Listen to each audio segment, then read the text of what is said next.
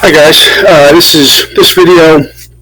We're going to be discussing our next, chapter, if you will, talking about the Pythagorean Theorem, all about right triangles, finding lengths, angles, special right triangles, and trigonometry. That's what we're going to be spending the next couple days on.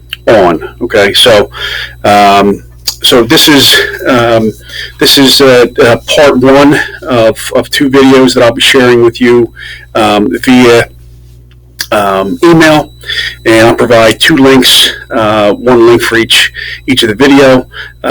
This first video is going to be focused on just the Pythagorean theorem and its relationship with finding the area of related triangles. Okay, so we're talking about the Pythagorean theorem.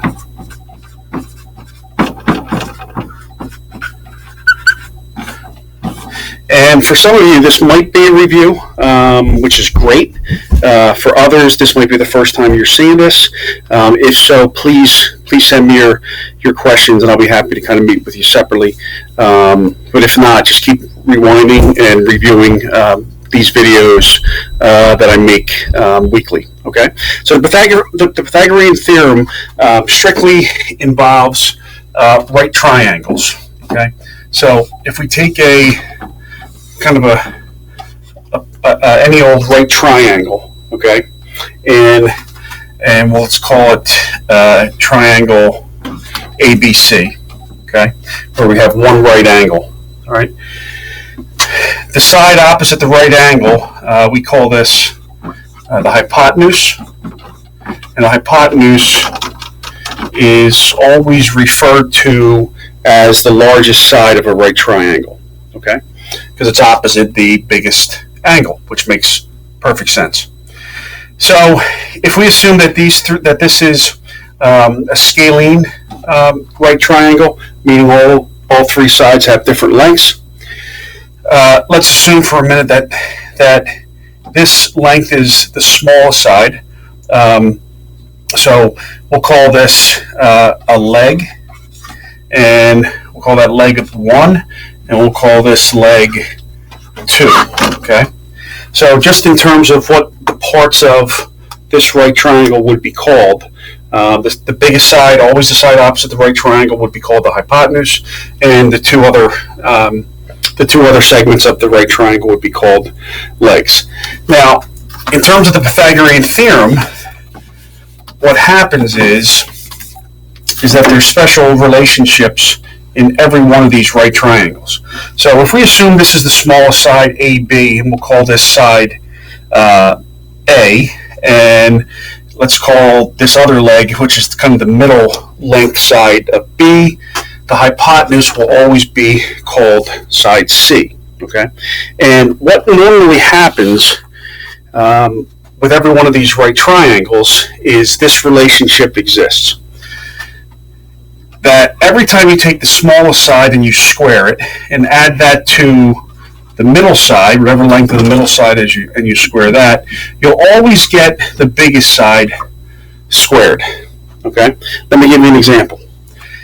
So if we had a right triangle whose lengths are, say, 3 inches, 4 inches, and 5 inches.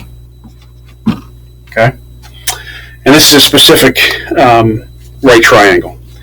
And you can see the relationship exists in these three lengths. So if we took the smallest side, 3, and we squared it, and we add that to the middle length side, and we squared that, if this was in fact a right triangle, which it is, the sum of the squares of these two sides should equal the square of the biggest side, or the hypotenuse. Okay, if in fact this is what we call a perfect right triangle, and it is in this case. So we have 9 plus 16, and that gives us 25. Okay, and that relationship certainly exists here. Okay, so a squared plus b squared equals c squared. This equation represents the Pythagorean theorem of any right triangle, no matter how it's drawn. Okay, so let's go through a couple examples and see what we're talking about. Okay, all right, so let's take an example of a right triangle that's drawn like this. Okay, and you're going to be asked in your homework to find the value of a missing side. Okay, so let's assume that this side, we'll call this x. We're trying to find that length, and let's say the length of this side, which appears to be the bigger of these two legs. Let's say this is say 9 inches, meters. Let's say this looks like 5, and you're asked to find the value of x. Okay, and you're going to need a calculator for this, and we'll round your answers. I think in the homework we're going to round these answers to our nearest tenth. Okay, so this is what the equation looks like. So they're saying this is a right triangle. So if we set up the Pythagorean theorem, that's the equation we're going to start with, which says that if we take the smallest side, which in this case is 5, and we square it, and we add that to the middle side, which in this case is 9, we should get the biggest side, which in this case we don't know what it is, but we have to square that biggest side. Okay, so we have a squared plus b squared equals c squared. So let's go through the math. So we have 25 plus 81. That should give you some value squared. So 81 plus 25 is 106. Now, here you have to go back to recall what skills you've learned in terms of how to solve for something that's being squared. So we're going to square root both sides, okay? And we're going to get an approximation. So if I go on my calculator and I find, and I do second x squared, that'll bring up my square root of 106. It gives me 10.29563014. So I'm going to round it to the nearest tenth. So this is about 10.3, and I'll make that little symbol, okay, because it's approximately equal to, so we'll round that to the nearest tenth, okay? So it's about 10.3, all right? And that would be a really simplified example, all right? Okay, now let's change things up, and let's say you're given, let's use the same example, all right, or same figure, and let's say you're given the length of the hypotenuse, say it's 15 this time, and you're asked to find the length of the smallest side when the length of the middle side, we'll say, is, 12, okay? All right, so let's set up the equation. So we have a squared plus b squared equals c squared. And now we don't have the smallest side, so we're going to call that x, and we're going to square it. We do have the length of the middle side, which is 12, so we'll square that. And we have now the biggest side, 15, and we're going to square it.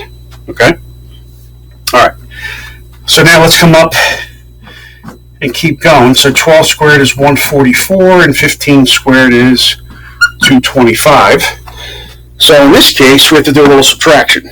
All right?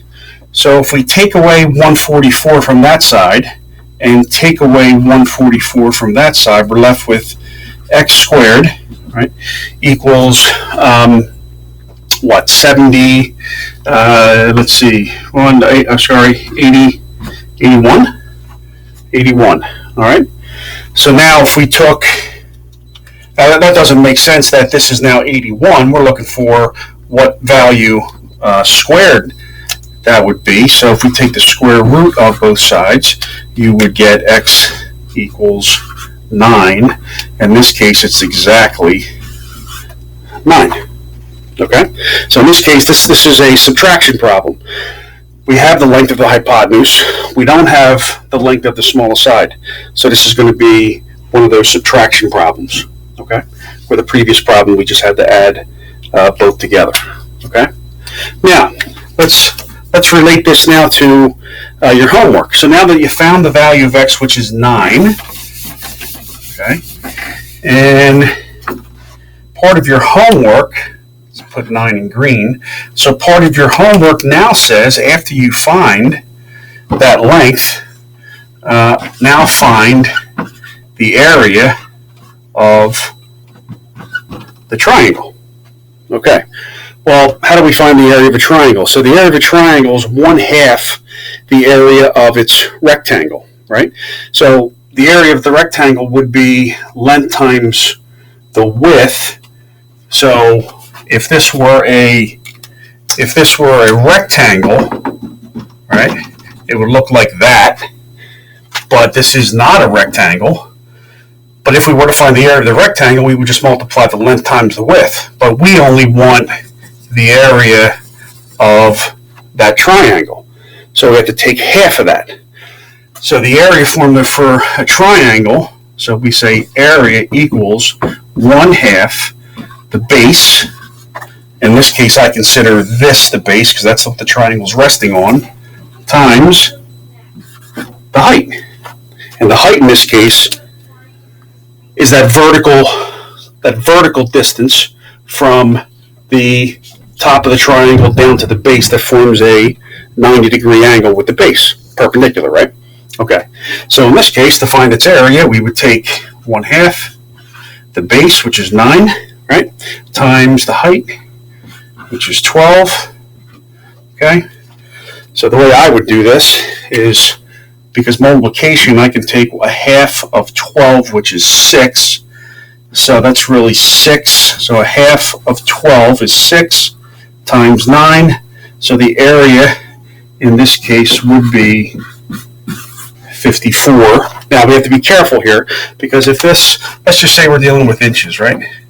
12 inches, 15 inches, 9 inches. So the area in this case would be 54 square inches, okay? Because we're talking about 2 dimensions, all right, that make up the space inside that triangle, all right, the length and width, okay?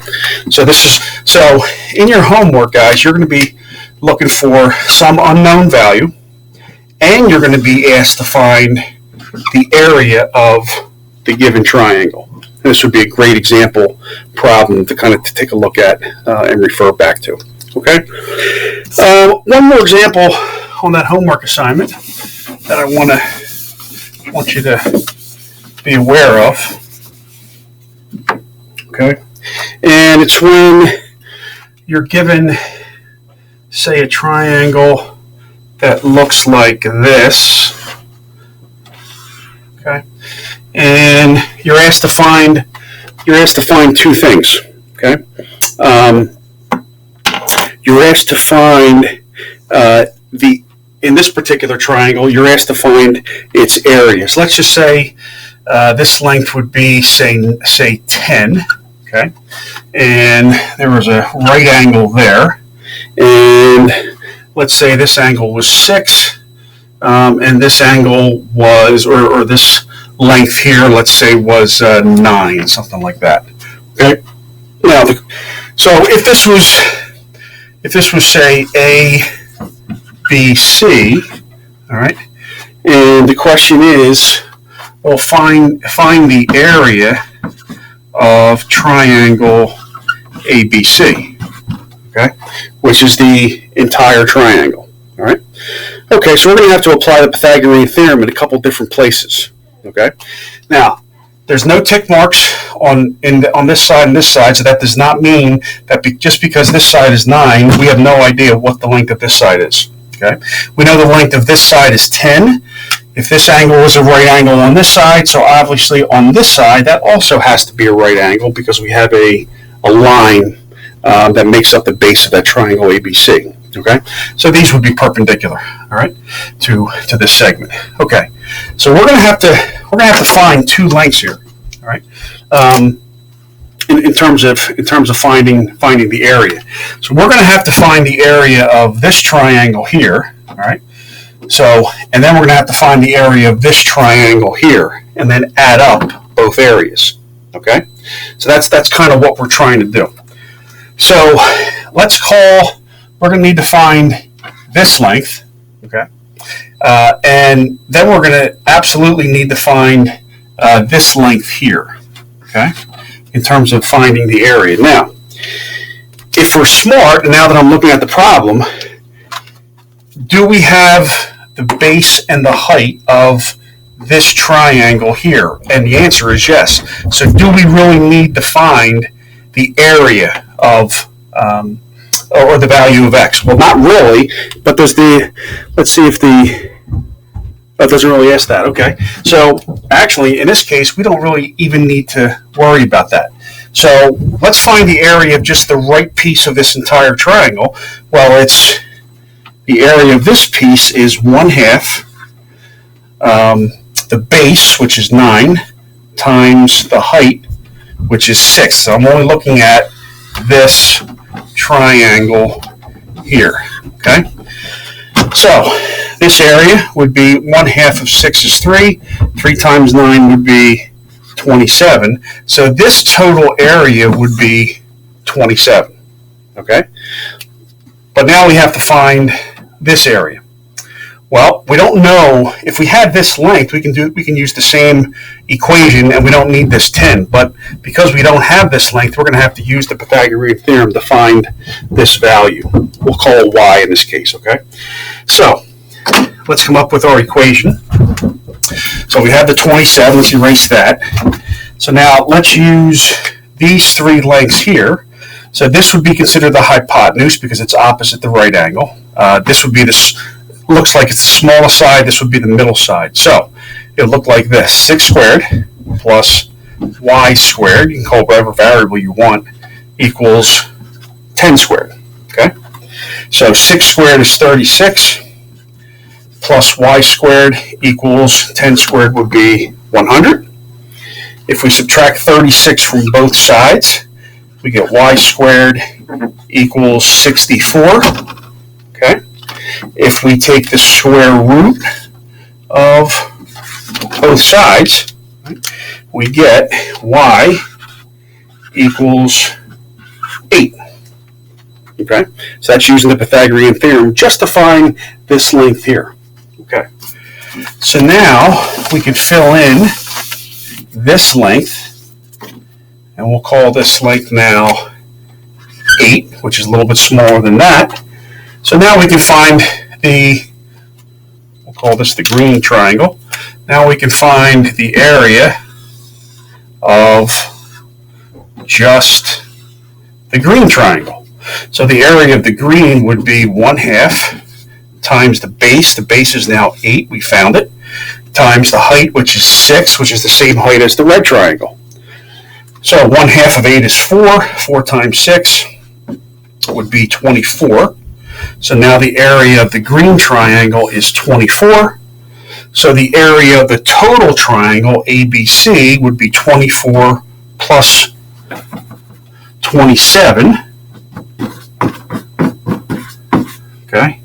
Which is 51, and we'll call it square units, whatever the units might be, whatever those units might be. If it's inches, it'd be 51 square inches. If it was feet, it would be 51 square feet. Okay? So that should take you through those first two pages of tomorrow's homework assignment. And I'll post another video on your assignment for I believe Thursday's assignment. Any questions? Please email me, and I'll be happy to help you. Please refer back to this video. I will send you a link of this video via email tomorrow morning. Okay? All right, guys. Have a good night.